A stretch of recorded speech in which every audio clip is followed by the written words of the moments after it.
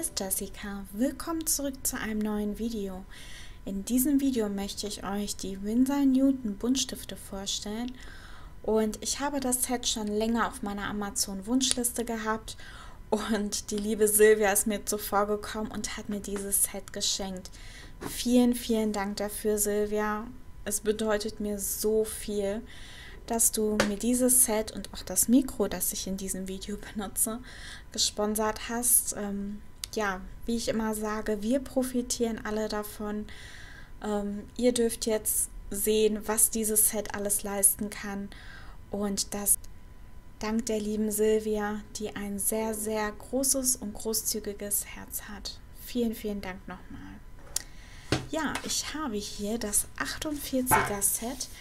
Das ist das größte Set von den Winsor Newton Buntstiften und wir schauen uns mal die Stifte an sich an. Sie sind in einem wunderschönen Grau lackiert, was ich finde sehr edel aussieht, mit einer silbernen Prägung von Winsor Newton. Dann hier eine Prägung mit dem Farbnamen und am Ende einer Farbmarkierung. Und ich muss sagen, dass die Farbmarkierung am Ende des Stiftes gut zu der eigentlichen Farbe des Stiftes passt. Ja, Farbnummern gibt es nicht, sondern nur Farbnamen, aber wenigstens eine Farbmarkierung, sodass man die Farben gut zuordnen kann. Ja, die Stifte sind eigentlich durchschnittlich dick, jetzt nicht super dick, aber auch nicht super dünn. Die haben einen Durchmesser von 7 mm und einen Minendurchmesser von 3,7 mm. Dann gibt es in diesem wunderschönen Set zwei Trays, die man sehr gut rausnehmen kann. Und ich weiß nicht, ob ihr es gesehen habt, aber die Farben sehen sehr, sehr schön in dem Set aus. Ja, und das Ganze in einer sehr edlen Metallbox. Es gab hier noch ein Papiersleeve drum, das ich vorher aber abgenommen habe. Ja, die sehen wir hier alle Stifte aufgelistet, 48 insgesamt.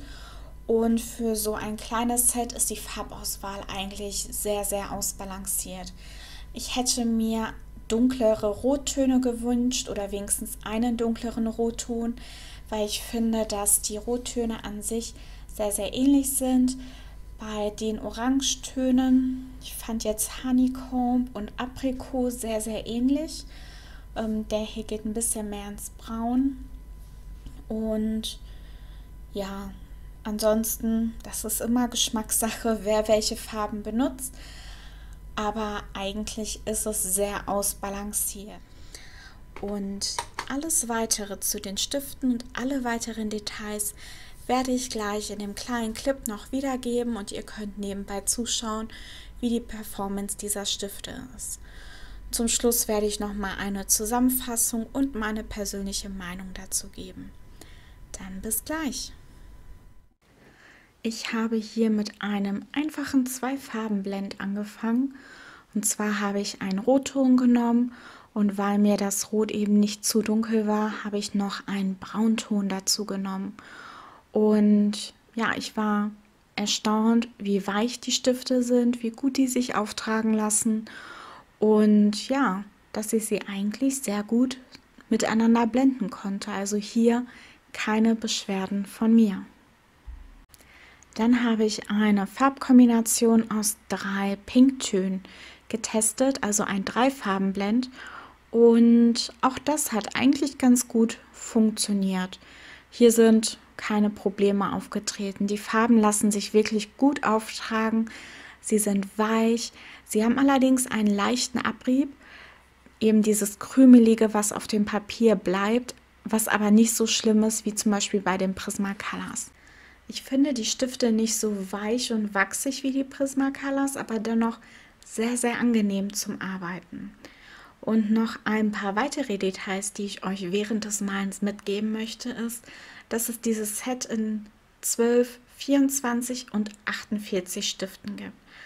Die Preise sind im Moment dem 12er Set 12 Euro, bei dem 24er Set ca. 18 Euro und bei dem 48er Set um die 28 Euro. Preise variieren natürlich je nach Lage und ihr könnt aber die aktuellen Preise unten in der Infobox nachschauen. Dort habe ich Amazon-Links zur Verfügung gestellt.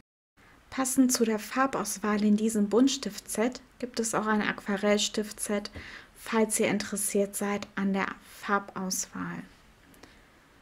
Wer am Anfang der Review genau hingeschaut hat, wird gemerkt haben, dass ein paar der Stifte etwas kürzer waren. Ich muss sagen, dass ich leichte Probleme hatte mit Bruch der Minen, also dass sie beim Anspitzen abgebrochen sind.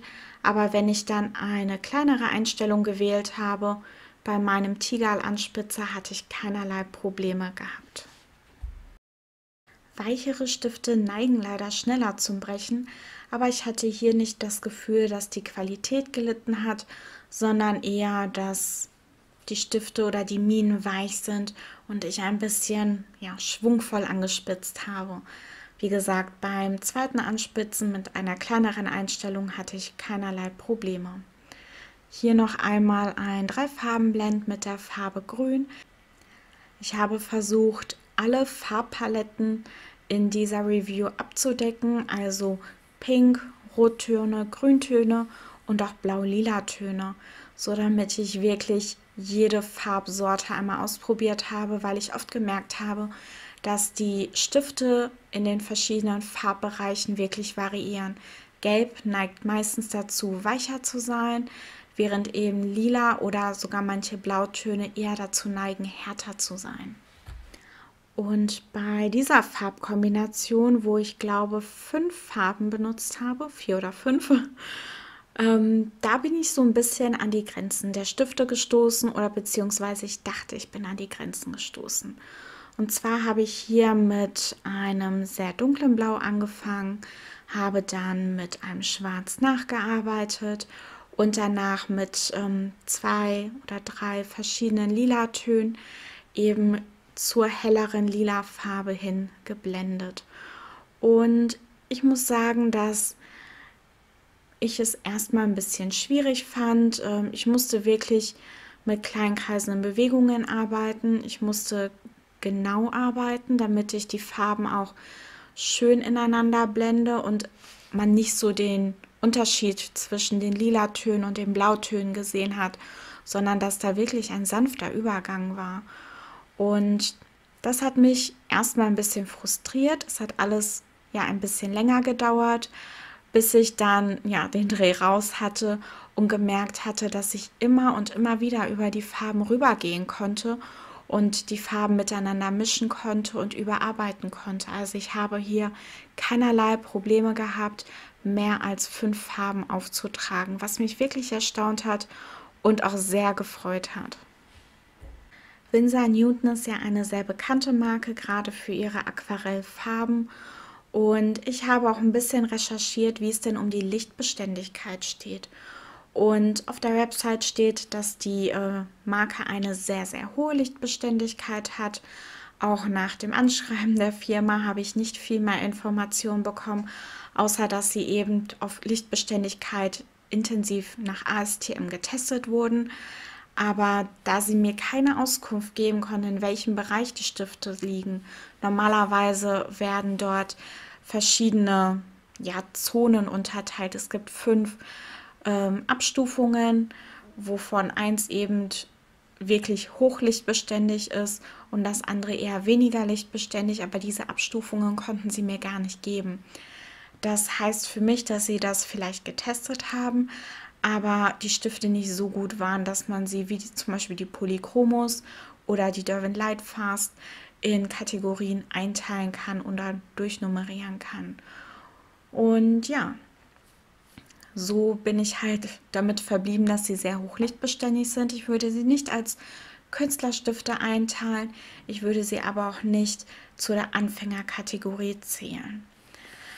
Ja, alles in allem bin ich wirklich positiv überrascht von den Stiften und muss sagen, dass ich gerade bei den Mehrfarbenblend, ich glaube 4 oder 5 Farben habe ich benutzt, ich zu Anfang ein bisschen gekämpft habe, aber das ist der Grund, warum ich nicht nur die Farben auf dem Papier austeste, sondern wirklich in Malbüchern und in Malbüchern mit Papier, das ich kenne und auch ein paar mehr Farben benutze und mehr Blumen oder sonstiges male, damit ich die Stifte besser kennenlerne, lerne damit umzugehen, weil jede Stiftemarke hat ihre Eigenheiten, jeder Stift braucht seine Hand und ich habe hier gelernt, wie ich mit den Farben arbeite und war wirklich positiv überrascht. Allerdings gibt es einen Punktabzug, dass ich die Stifte nicht einzeln kaufen kann und dass die Farbauswahl leider so klein ist. Ansonsten 100 Punkte dafür. Ich mag die Stifte sehr, sehr gerne.